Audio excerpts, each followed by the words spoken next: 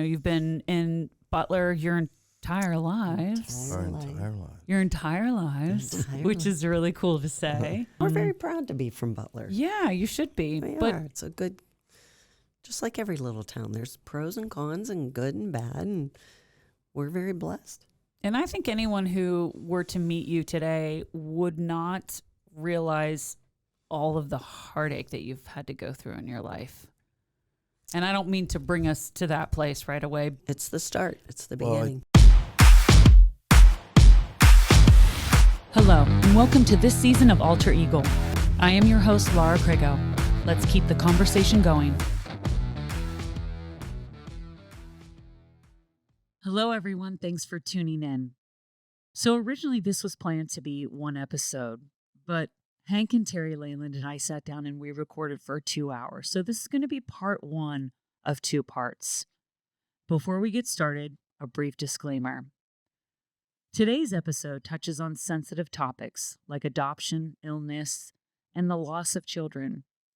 Hank and Terry Leyland share a moving story of young love, family, heartbreak, and hope. It's a beautiful reminder of resilience, and I'm so grateful to have them on the show. Thank you for listening. I knew Emily in high school through dance team. I think she was actually one of my littles because she was a sophomore when I was a senior. Yeah. And I just remember Emily being quiet and sweet and just... She was a little more on the quiet and reserved side, and she really didn't say anything unless she had something important to say. Yes. She was a good listener. What made me think when you were speaking earlier was that everybody has a story, and the more that we have the opportunity to speak with other people, we find out the strength that some people have, the incredible strength that they have, and some of the things that they've had to deal with in their life, and it doesn't change what we've been through. It doesn't make it any easier, but you understand you're not alone, and that we've come to the conclusion. I don't want to speak for Terry on this, but we've had enough conversations that you're not getting through this life unscathed. Exactly. And a lot of people put on a show. They was that me? I think so. Just muted if you. So okay. I'm like, Hank didn't turn his phone off. It's okay. But I believe that more and more that some people have issues that they can't talk about or they don't want to speak about. But when they find out what we've been through, it makes it easier for them to maybe want to talk about what they've been through. And if we can give somebody that opportunity. And we love talking about our kids. Yeah. I mean, it's an unfortunate thing, but it's life. It is life. It can be healing. Yeah. It's very healing, though, to talk about it. It is. I know for me, it can be healing. It is. And to feel, like you said, to be able to help someone who maybe feels as if ashamed even, right? Yeah. Because I think what you went through, oh man, it's just your story. I don't know how many times I've gone into Tammy's office and told her. I was like, I'm so excited to have this story out there because it's a beautiful story. And I hope that isn't insensitive to everything that you've gone through. No. Because not to at me, all. it's a beautiful story, and it's Well, one of those stories of like hope, right? Yes. And I think it began because of love. We fell in love very early, 9th grade. So at Ninth grade. 9th grade. 9th grade, Butler High School. So introduce yourselves really quickly. So I'm going to let you introduce yourselves. Thank you very much. I'm Hank Leyland, and lifelong resident of Butler County. And I am Terry Leyland. I was Osterling. I've been Leyland a lot longer. We started dating in 9th grade.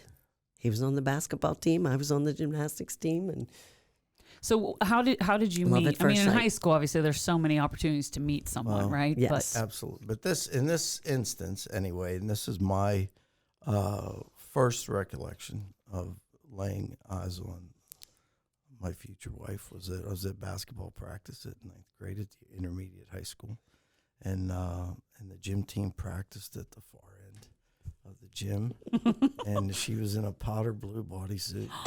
I'm telling you, I didn't even know what a bodysuit was until that point in my life, and so that was my first memory of actually seeing her in person. And I was just praying to get my back handspring. Right? She's just over there working on her back handspring. Exactly. Yeah. Which told you what kind of basketball player I was. That's funny. So, yeah. Neither one of us were in the first string. So I was, paying more attention to what was going on with the gym team than I was at basketball practice. And, where the story today really starts was your senior year of high school. Yes. Our senior year, March. Well, I'm trying to think. Well, Was it the spring of the junior year and it went into the... no. It was actually it was the fall of our junior year when like I said, I we became had pregnant. Yeah, we became pregnant. We were dating a couple of years at that point. And then Ken was born. It was March 28th of '79, which was the spring of our 3 Mile Island Day. Yeah, We didn't even know 3 Mile Island had happened. Wow. And he was born right before midnight. Okay. March 28th, Mm-hmm. 1979. Yes. Okay. And, Our senior year. Now, with that experience, though, it was, I think, looking from then till now, it's very different now. Very different. Absolutely. So then you were, at what point in your pregnancy were you sent? You were sent to. I actually and I know went to school up until Christmas. And I think that's correct. and then I stayed home. Now, Ken was a 10-pound, 3-ounce baby. He was a Girl. big boy. And to be my first one, and I wasn't that big, so he was a big boy. But January, I sort of stayed at home and hid. So if anybody came, I would go hide in the closet, or like if family members. And then at the end of January, I went to a place on Mount Royal Boulevard in Allison Park. It was called Zor Home. And it was a wonderful group of people that took care of a lot of young girls like myself that found themselves pregnant with no help or them trying to help. And most of the girls there ended up giving away their babies for adoption. There were a couple girls there that kept their babies, but we're still blessed to have one really good friend that we're still close with. She was in our wedding, and she lives in Ohio. Oh, you stayed in touch Yeah. with. Yeah. Oh, Yes. Oh, that's She was- wonderful. She was in a similar situation at the same Mhm. time. Yeah. Okay. And was down at Zor Home. So it's it was a different time, as you said. Not It wasn't accepted. Wasn't accepted. acceptable. Yeah. Not at all. Well, and a point that you made when we met last time, Hank, was that you started working a job at night, but you were you were in school Yes. and you were on the football team, Yes. and then you started working a job because in your brain you had to start saving money, making money. Absolutely. You had a responsibility now, but you hadn't told your parents yet. This was No. before. So if we could go, you want to talk about that a little bit? Yeah, I think that I believe that we understood that we weren't going to keep this baby. We really didn't have wasn't any an option. options. That It but- wasn't your choice. It wasn't our our choice. choice. Absolutely not. But when I found out what the plan was and where she would be, and I felt it was my responsibility to take care of her the best that I could, and that so I started working and doing. I think I look back on it now, and a lot of it actually is a blur. I don't know how he did it. Some of it that I remember is only from what people have told me. I knew what I was focused on, so those are the things that I remember, and a few things that happened along the way. And I think, like you said, we're 17 years old going through this, we're in a class of 1,000 kids, you know, other kids our age, and young men and women, however you want to look Very at it. few, like one person that we could always count on. Well, because it did One change or a lot two, of your yeah. friendships. All those relationships changed. Yeah. They did, you know, and not. And I don't fault anybody for this. No, Everybody absolutely. It at was that the time in our time. lives, we're all Well, doing when you're a what we kid, can do. you don't know. You know No. what you've been taught. Exactly. And you've been taught a lot of times right, wrong. Right. And And- unfortunately, that's how we respond Yes. sometimes. Yeah. Or And- we did. Yes. And, you know, and of course there's, you know, and I believe we spoke about this before, and the thing that, you know, bothered me more at that time than anything is, you know, what was said about Terry, because, you know, at that time there was a lot of things that would be said negative about her, because she was pregnant, you know, but for me, I wasn't getting, you know, there wasn't negative things being said to me or about me that I knew of anyway. And that was really put things in perspective for me of, you know, reflecting on that now of, you know, what the culture was like at that time. Yeah. You know, Even your friends that you thought were your friends were and, talking behind your back, or Mhm. you know, thinking they knew what was But how going on. that you know, that type of mentality, I think still it to Mhm. but some we degree. Yes, we it talk about does. it more, but it still exists. Yeah. Yes. And to your point, it's like And that seclusion of not being able to rely on somebody. absolutely. And not knowing who you could trust, not knowing Exactly. who You you could think- talk to or confide in. Right. But the fact that you're able to recognize that and sort of reflect on that, Well, that's huge. We were I all don't- young and immature. Mm-hmm. Absolutely. Yeah, And- everybody. Yeah. My If you're not, goodness, what are you yeah. doing? Yeah. Well, you know, right. and there's things that speaking late 70s, and, you know, and just the culture at the time, and coming out of the 60s, and you know, hey man, everything was, you know, there was a lot of crazy stuff going on. Yeah. You know, Yeah. and Everybody so was free. you have this idea. Yeah. You have this idea of what men should be. I don't know. I reflect on it now. I didn't think of it at the time, but, you know, especially talking about coming in here now, and thinking about what were we, you know, what was my mindset as a 17-year-old. I'm not sure I'm any different than a 17-year-old now in some regards. Mm-hmm. We I thought it just was think just there's a- us, though. Like, Yeah, it was just we once loved it each hap- other. So what does it have to do with anybody else? When It's- you're a kid and you try to explain that to people, you probably got, well, you're only 17, you're only this, you're that, but how can someone tell you don't feel the way that you feel? right. And Yeah. look Exactly. at you now. How can we look at a 17-year-old even now and tell them that Mhm. they're not in love and that they can't make it? right. Yeah, It's I can't predict the future, right? No, We were none of having a us can. conversation earlier about controlling the narrative, and it's essentially the same. How are you going to know? You gotta Nobody knows. let them live Yes. and find out for themselves. We have to find out You for do. ourselves. You do. can say, I'm obviously concerned. Yeah. However, when people love you, they support you. And so you had shared about how you told your parents. And that to me was like, Quite a neat. Quite. that was Well, quite a, and I have to say it's this. like you said it and then you were like, oh, I just said that. Yeah, That just came out of my mouth. And a And, lot of uh, other stuff. Cat's out of the bag. And I have to say this, that part of us, you know, we felt isolated and alone because we didn't tell anybody else. Only I had one close friend, Cindy, that I still to this day. and same with Kev. He was Yeah. Kevin was another one. So Wow. not many people knew, and we entrusted that information to them. So the other people were just guessing or didn't know. Mm-hmm. And we may have been so paranoid that we thought everybody knew. True, You know, true. and Or we're, you know, Yeah. yeah, so they're just suspicious. going on. Yeah. So, But we one had, adult, one teacher came to him.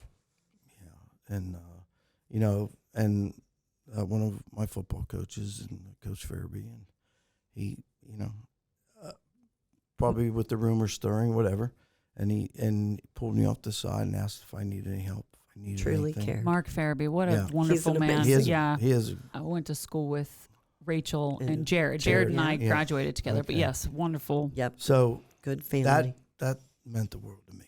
That this guy, and then we think about how certain actions that people take in life, how that influences us, and that was for him as a coach to take that time influenced me. That and how human I was, side, not just being a coach, being a how I good would be human. a coach in the future.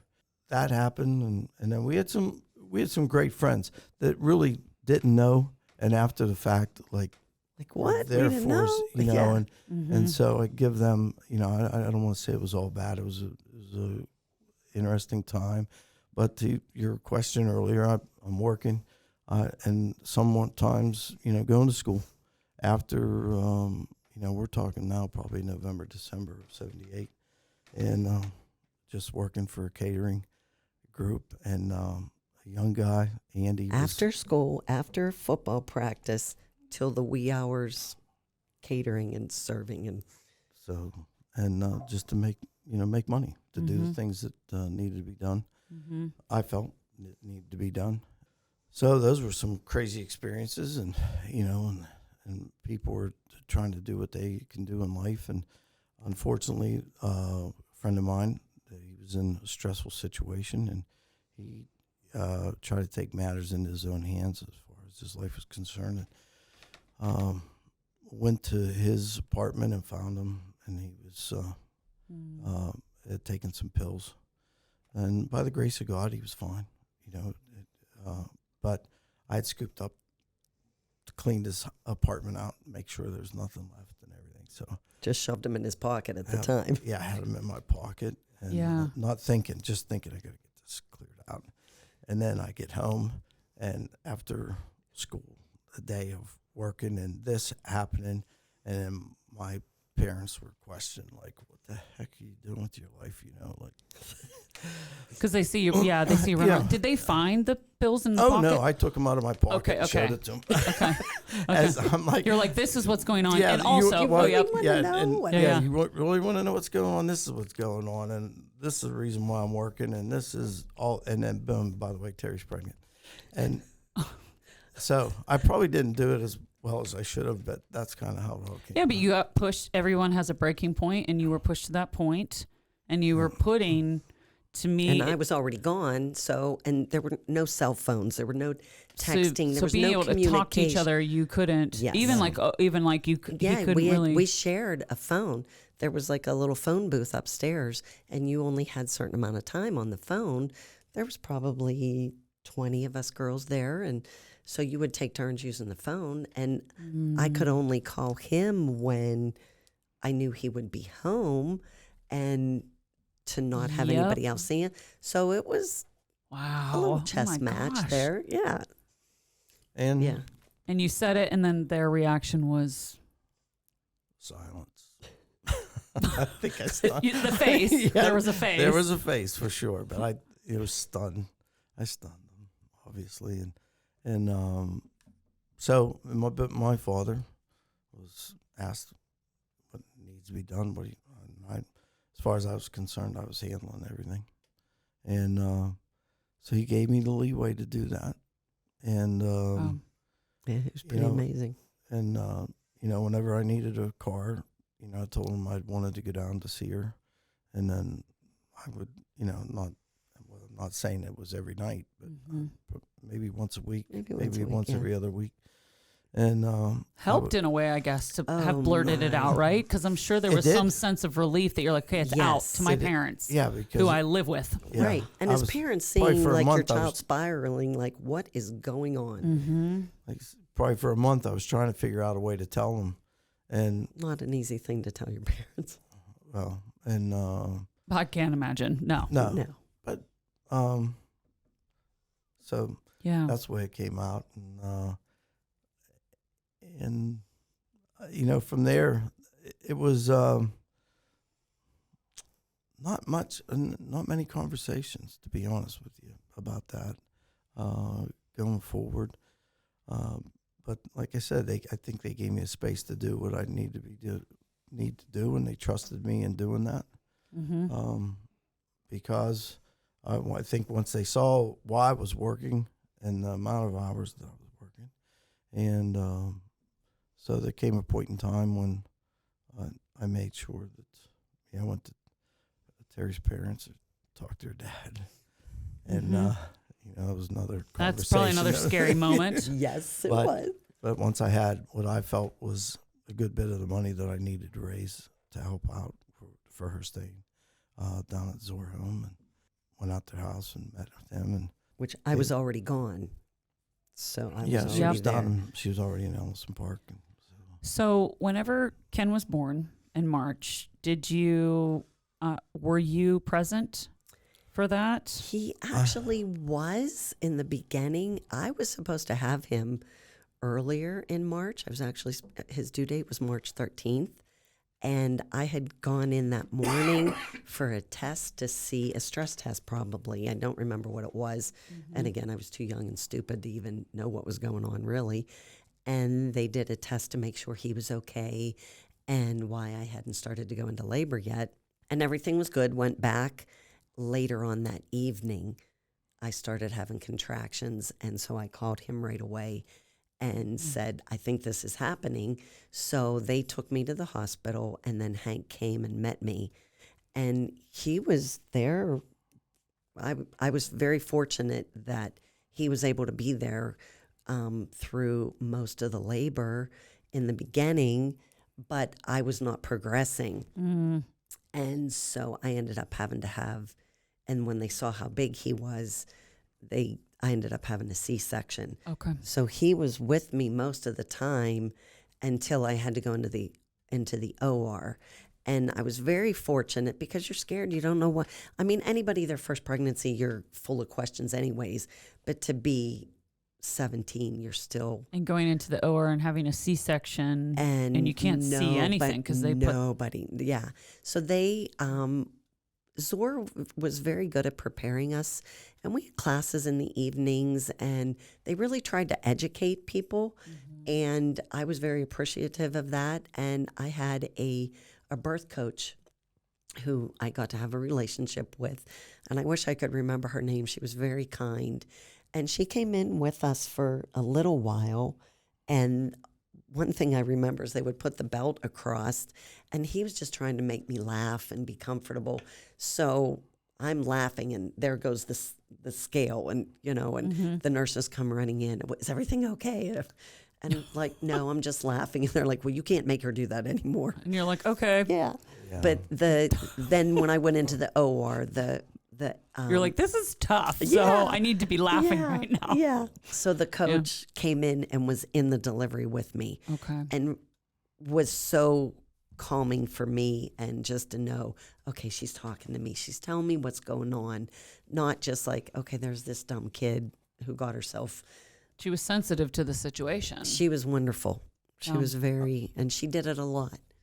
I'd have to say this though too, because when I think about how Terry hid, she said before, and even when she was at school, she'd wear, corduroy was a big thing back then. And cownicks, Bib right? overalls, yeah. Back now. They're back now. Yeah. So you're full Jackets circle. that stuck out, so it Yeah. was, So she did well of picking and clothes. as a dancer, always holding your stomach in. Of course. You know. Yes. I can remember going down the first time I saw her after she was When she down wasn't there. hiding. Yes, and Wow. she was And I very relaxed. pregnant. I didn't realize like she. Plus, being your your trimester, and I could Yeah. sit a cup perfectly and balance flat, and she. that was pretty I'm good like, size.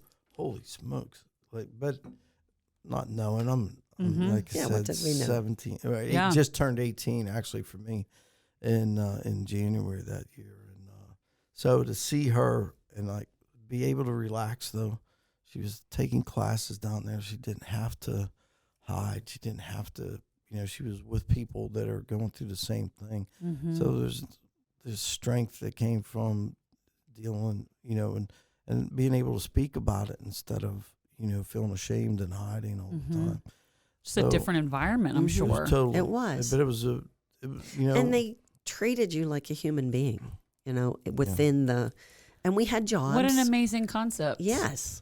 Yes. And it wasn't like we treated were like a just human taken being. care of. Yeah. We did the laundry. We did the cooking. Like we had a chef that was there, but we all had jobs. We had to clean. We had to, and most of us that were still in school, we did school classes. You were either tutored, or sometimes your teachers would send materials for you to make up. Okay. So that's what I did, so I could continue to graduate. Yeah, we hadn't really gotten into that, but that was sort of my understanding was that Yeah. that's what they did there. They made sure that you were continuing your Yes. education. That's the whole point of it, right? Yes. And it was strictly volunteer. Like even the doctors and the nurses that came in to care for us, our exams were right there, and they were all usually new young physicians, and they would come in and volunteer so Wow. that would be less expense. Mm.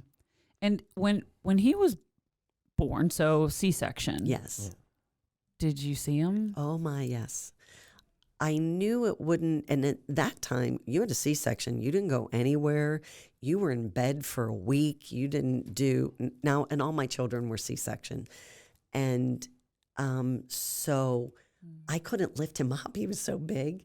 So when Hank would come, he would lift him up and hand him to me, and I got to feed him. So I spent as much time as I could with him when we were in the hospital. Okay. And they let him, I was surprised they let him stay in the room with me for quite a while.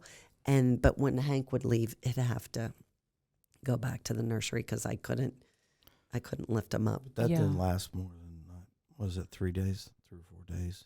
Till I left. Yeah. Okay. There's a lot of this period where you, even looking back now, you didn't feel like you had a choice No to choice. keep him. That's correct. Your only option was to give the baby up for adoption. Yes.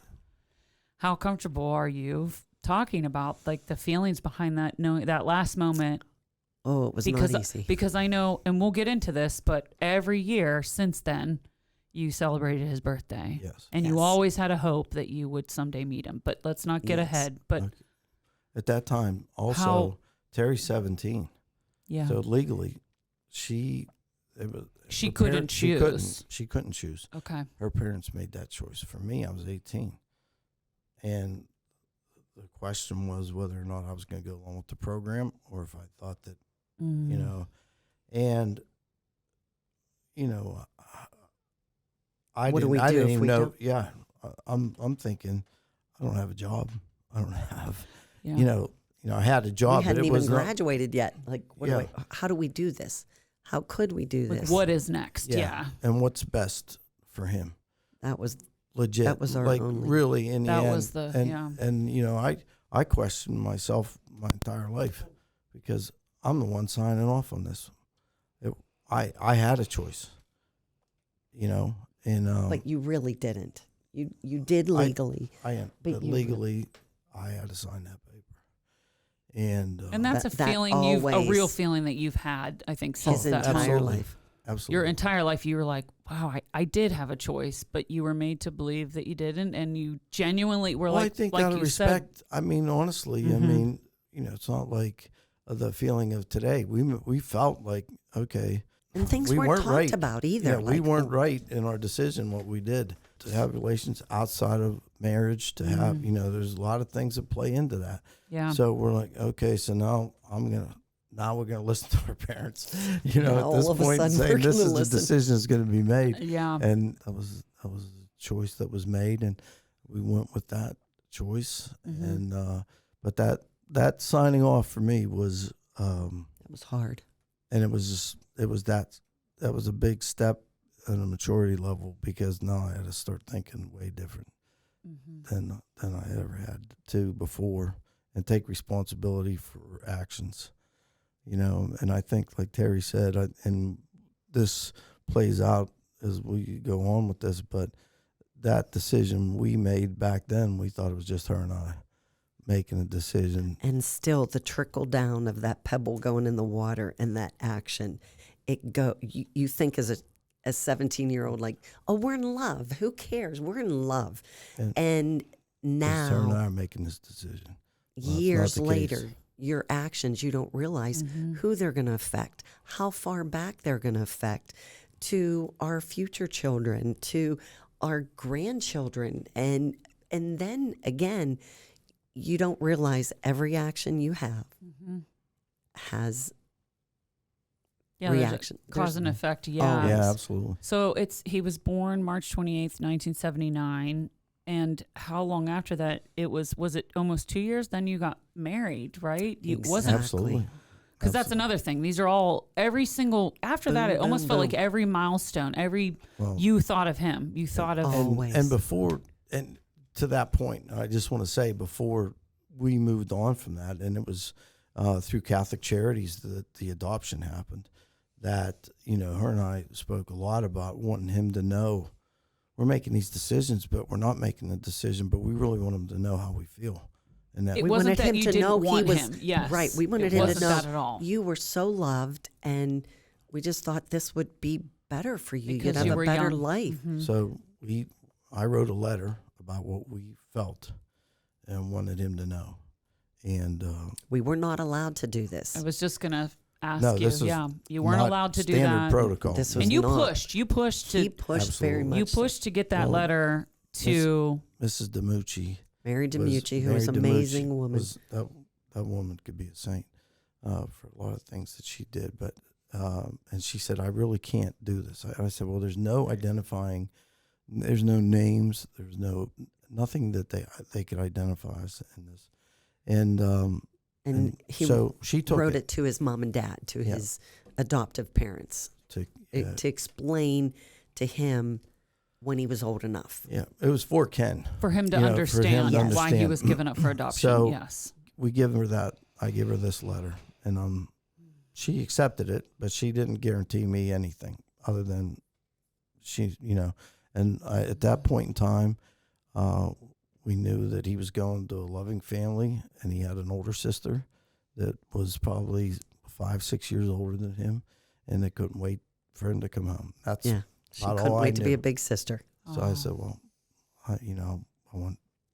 And his sister Margie crocheted a beautiful baby blanket. So he went with this baby blanket and the letter from us.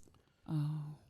And health records. Like Mm-hmm. Well, with this letter, we put, my mom was a nurse, so she felt it very necessary, which was very smart. Mm-hmm. Any kind of health issues that he would need to be aware of on both sides of our family. Oh, wow. But it's really- it's then really- that wasn't. No. We weren't Yeah. looking into that stuff. No. No. But it was really sweet to see the letter that he wrote and the extent of things as us being immature, like what he put down, what his siblings' interests were or their GPA. And we look back at it now and it was like, what were we thinking? Like, look, this is, Yeah. but it was, As a senior, GPA you were, was pretty darn important. Yeah, you were like It in the was. moment. Yeah. Yeah. So, but so that then became the time, when that became final, and in the Catholic Charities. Then he went with Catholic Charities, and that was the last we had seen him. And then it was just about 3 months after is when we had to go to court and make the final, because up until then it was like we could have taken him back. Okay. There is a period. There is a There period is a there. period, and we kept on like, well, what could we do? Like, could we have a place? Could we get a job? So we kept on trying to think, what could we do? And then it was like, how could we take him away from a loving, So we're You trying. knew that he had a family that couldn't have children. Yes. And I think a lot of that comes into play too, because his older sister was also Already. adopted. That's correct. Yes. Did you know that at the time? Yes. Okay. Yes. Mary, Okay. she would tell us what she legally could, but she also, if she knew we needed like a little bit more information, then she would very kindly. Never offered up anything identical. Like No, there would be never. no way of knowing. You wouldn't have known who they were, where they it was, lived. it was more Nothing. about. I think it was more to make us feel Our peace of comfortable mind. with the decision. the decision to Mhm. say he's going. He's going to a good family, Mhm. and that he'll be loved, and that's And we just really- wanted somebody to love him as much as we would have. you know. That's Yeah. all, as a parent, all you can pray for is that. Of course. Yeah. And again, really not knowing the full extent of what we were doing. I mean, we did, but we didn't. And I can sit here now, you know, thinking, holy smokes, you know. But Yeah. and what you brought up, you know, 2 years later, we're talking about it. We're getting married, You got married. and I'm And like, then how long? 2 years. Yeah. It's crazy because time goes fast in Really? certain situations. And you're like, Yes. wow, that was 2 years ago. And we're already, and we could have. We A lot could of have. changes. Could you we start have? to, yep. Could we have? Would you know? Would we how still would- be together? Would we, how? It's, You know. that is an interesting thing because that was one thing I'd asked you too is you're so young, right? And you go through something that it's very rare when someone goes through that. But also it's very rare that you see people that are together as long as you've both been together, just in general, without that, Yeah. without that experience, without that. Yeah. And you have to go through this situation that's so incredibly hard. But it's like you're bringing life into the world. So you're like, it's This not- is supposed to be a happy yeah, thing. it's supposed to be a And it's happy like, thing, and you're almost no. being, and I don't want to say reprimanded, but it's like you gave him up was a for bad adoption thing. because that was the best thing because what you did was a bad thing. You did something outside of wedlock because you Yeah. were raised Catholic. Yes. Yes, we're Yeah. both So- very Catholic. So you got married, and then you did also talk about how long was it that were you married for a year and a half? Then when you got pregnant with Emily, it was Actually, I got no. pregnant with Emily probably the first month, 2 months after we were Well, married. we were married June 27th of 81. Em was born April 29th. Yeah, so we had of her right 82. away. okay. Because So she was, there's that's three- right. She was 2 years because I was born in Yep. 80 and she was born in Yeah. 82. So there's okay. only 3 years difference between Emily and Ken. Yeah. So all of that. Yes. Yeah. And I have to say this, like from the beginning, there's this void that nobody would, you know, Nobody knew but us, really. that Well, because you were This- hiding from family, right? Oh, you, yeah. My so- grandmother would come to visit. I would go hide in the closet. yeah. Okay. And I would think my siblings knew. I think your siblings may have Well, had there an was- idea, not that it was openly His younger discussed sister at that was time. our age, and I was good friends with her. So she knew, but she's trying to protect both of us. Mm-hmm. And, you know, so God love her. She was juggling a lot. I'm sure. Yeah. But Dana had her hands I full. think what we've come to know and not maybe recognize at first, but this void in our life of once he was gone, that didn't go away. It didn't go Like, away. No. That wasn't like, oh, you know, no. Every decision that we made, that became part of the equation. Wow. You know, Mhm. of wow, we're getting married. And we Wonder have a where son he out is. there. Wonder Yeah. he's Yeah. he's out there. And the And not just question on is, his birthday, like Christmas, everything. there's just all these times where that would come up, and and now that when Em was born, to have a full sister, and wondering, okay, he's 3, so Mm-hmm. we had these things that were constant. Wonder will we get to ever meet him? Will he? And even the experience of now in this pregnancy with Emily, you're able to be there. People were probably like, oh, your first pregnancy. And in your head, you're thinking, no. Like, Yeah. and having to, And it was still almost yeah. what was sort of weird because, okay, you weren't allowed to enjoy your first one. I always sort of felt weird, like I could never enjoy my pregnancies. Like this is a good thing. Yeah. And but even with each one of them, it was like maybe a little bit less. I think finally, because I was older with Levi, it was like, oh, the hell with it, Because what people it's, think, and Yeah, Yeah. like what do they think? Who Yeah. cares? mm-hmm. It was Isn't that almost- a wonderful place to be Yeah, in? Where like- you get to that place where you're like, oh, you don't don't give a approve or crap. you don't like me? I don't care. It's okay. That's yeah. totally your opinion. Yeah. And there we are. That's I- okay. And she was that way. It was like, Mm-hmm. how do we tell your mom? How do we tell your mom and dad we're Always. pregnant? I'm like, just tell them. Yeah. We're like, married This one's a now. lot. We're this one's a married lot, now. Yes. It's a I lot can't- easier this time than the first time. That's what was so wild to me that when you Oh got my pregnant with gosh. Emily, you were like, how do we tell our parents? And you're Oh like, my. well, we're married now. And I was so they can't make afraid. us feel bad now. We actually told his mom and dad, and for months I didn't tell my mom and dad, and we lived right beside them. I'm like, I can't tell them. I can't tell them. Like, you have to tell your mom. Yeah. They're going to, pretty soon, they're Yeah. going to know. But yeah, it's so wild. And so you have Emily, and then Then 2 years later, we had Trevor. you had Trevor 2 years later. And he came out, and it was crazy because Well, him and it's Ken almost three with them almost too. yeah, a little bit, 2.5, something like that. But Ken and Trevor really resembled each other a Oh, lot, and it was like, oh my God, and yeah. it was crazy so even more feelings come back and forth, and Obviously enjoying our new children. You Mhm. know, oh my, always yes. thinking of Ken, and then they don't. And then as time goes on, It's like because we always said we were going to tell them. We wanted them to know. Reading my mind. Yeah. We wanted them to know about their brother, but yet we wanted them to know it as a learning experience as well. Like, I don't want you to have to go through that heartache, Mhm. and then to be concerned. Oh my gosh, I don't want Emily to ever start dating, and who knows if she could run into her brother. Like, in yeah, we didn't know where he was. we're- at. See, you know what? That's wild that you thought I- about that, I right? Because Well, really- I'm not saying I thought. I that really way, thought about you didn't know where I was, but wow, that happens these days. I don't know if you're. That- Well, for Sorry, some I keep bumping this, reason, and I'm an amateur. Like I'm bumping into my microphone, like I don't know.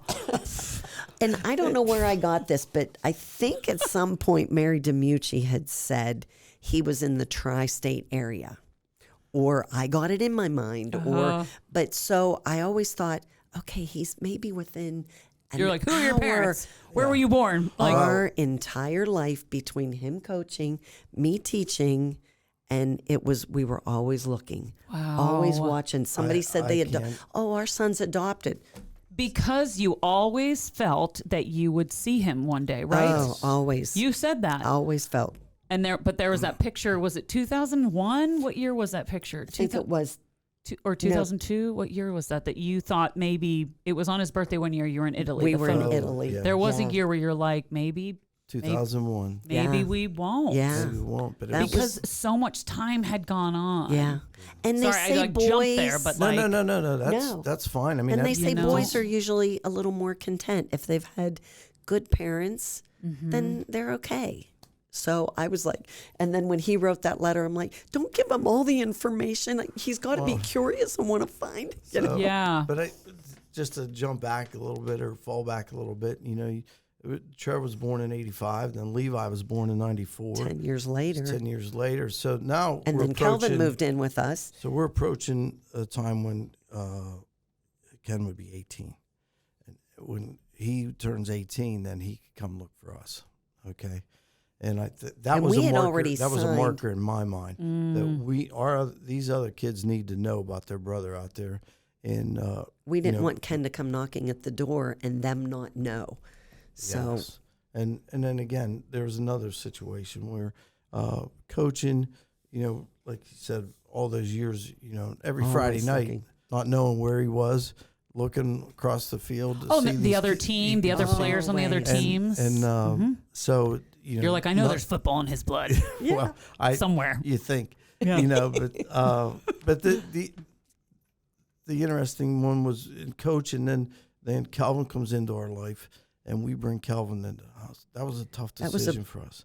Because not for Calvin, No. but because we loved him dearly. But it was like, what is Ken going to think if he does find us? And we brought another child into our life, but we had put him up for adoption. How's he going to? So Yeah. even our entire life, it was all of our decision making was still not just for our children's better. But you're thinking about Ken. We were always thinking about So- him as well. For people who are listening, you have Emily, and you have Trevor, and you have Levi. Yes. And then was it Calvin's, what year in high school was Calvin? And he was one of your players on the team. Just for anyone listening who we've been. Well, I coached high school football from '84, and then in And you went to 1984 I started. midgets? Then I went back into youth football, Mhm. and then when I went back to youth football in 1998, I was on the coached East Side Mustangs for a few years there, and Calvin came into our life as a player, and then then he would just be at the house and be hanging out, and And had there a were multiple personality families as that big he as- could go get good support.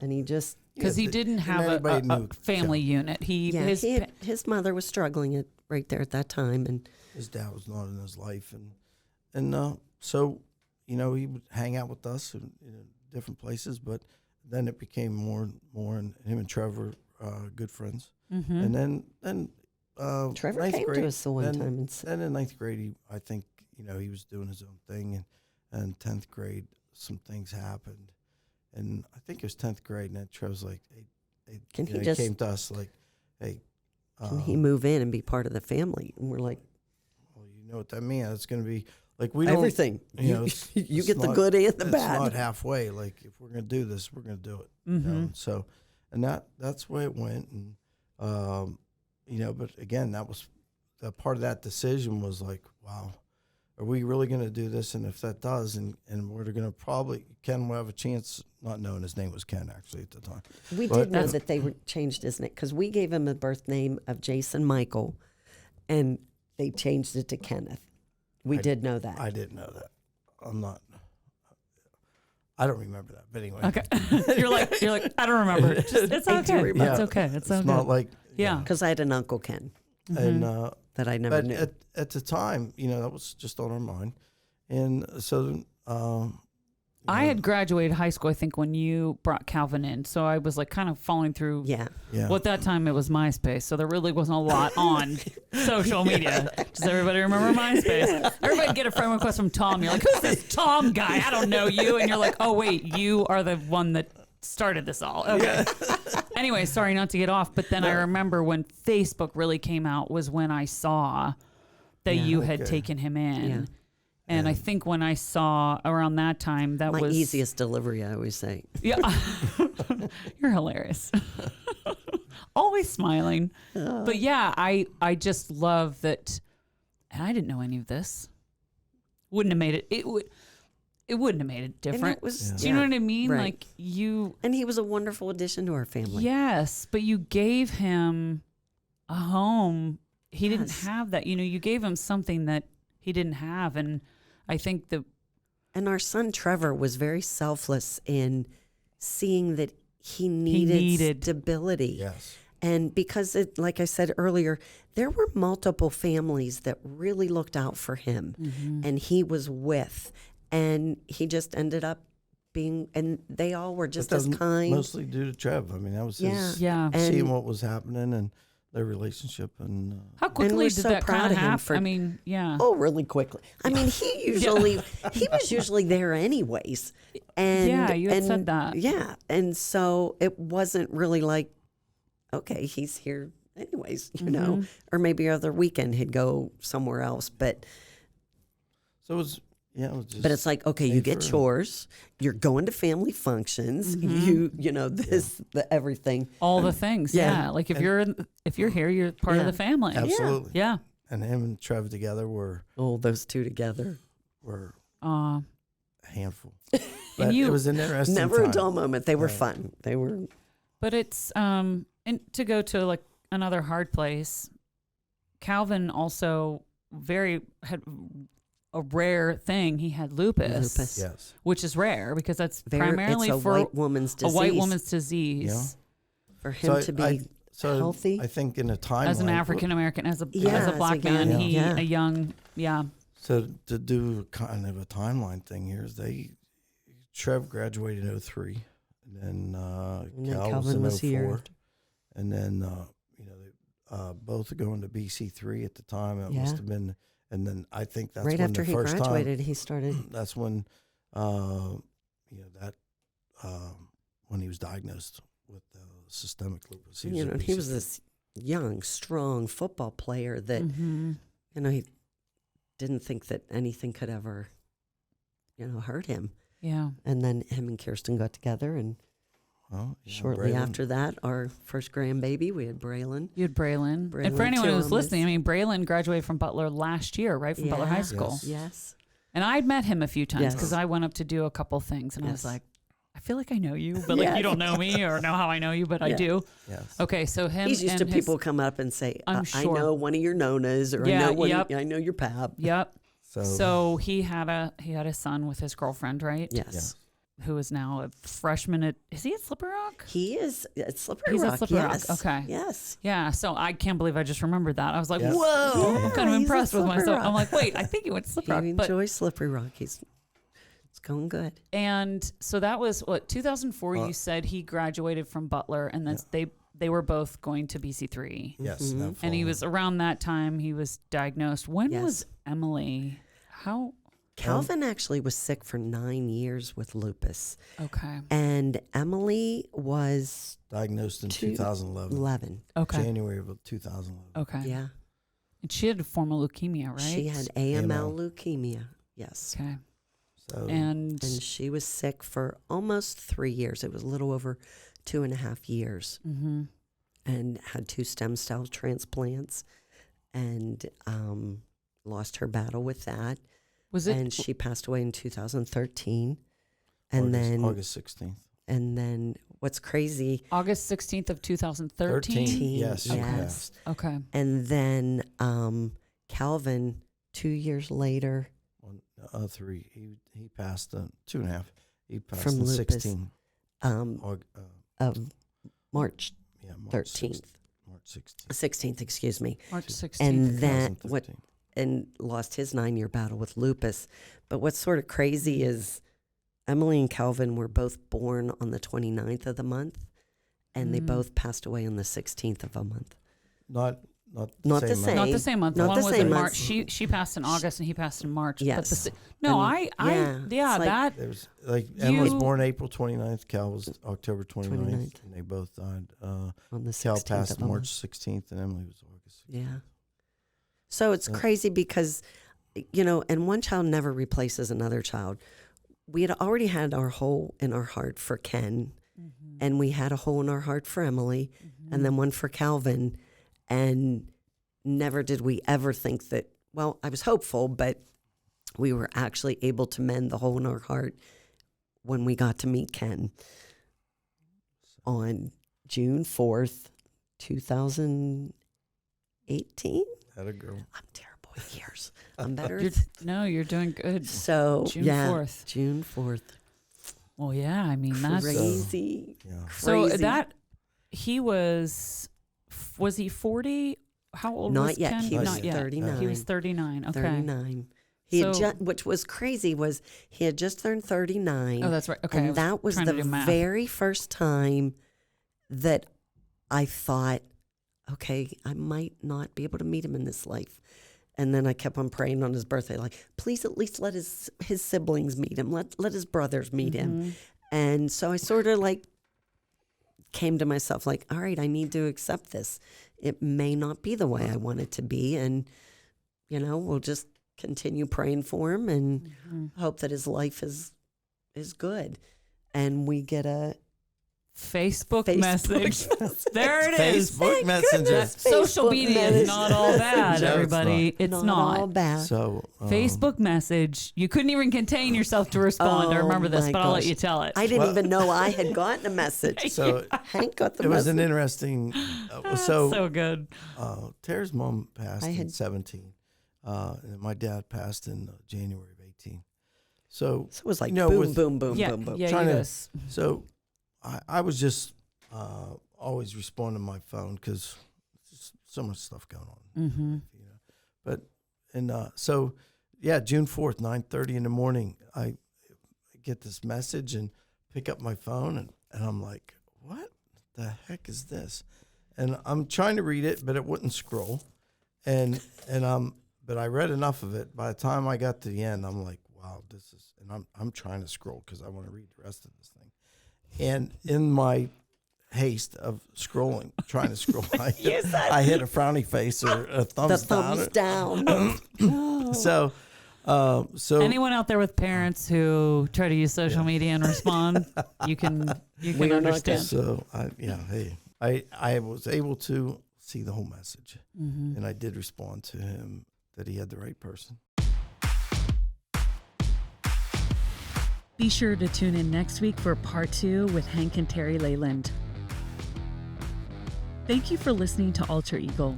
Join me every Monday for a new episode. Be sure to follow us on Facebook and Instagram at Alter Eagle Podcast. Until next time, stay safe, stay hopeful, stay kind.